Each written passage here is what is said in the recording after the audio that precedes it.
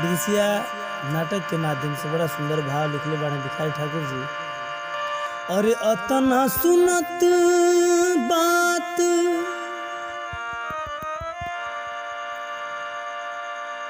मूर्छा विदेशी खात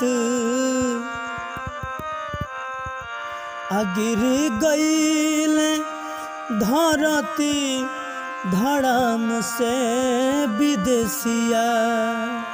और गिर गईल धरती धड़म से विदेशिया।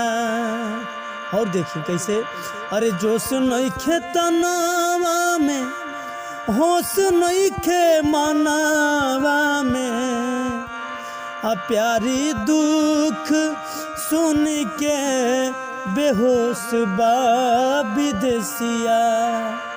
प्यारी दुख सुन के बेहोश बा विदेशिया। अरे पतरी तिरियावा,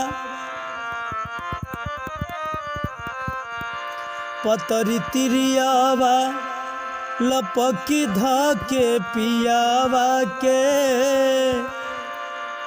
पतरी तिरियावा लपकी धके पियावा के। अचारा से करेली बेयार हो विदेशिया। आचारा से करेली बेयार हो विदेशिया।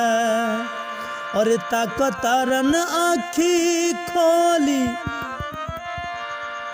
ताकतारन आखी खोली, मुँह से ना आवे बोली। धीरी जा धरा के पूछे रंडिया विदेशिया। गिर गईल धरती धड़म से विदेशिया।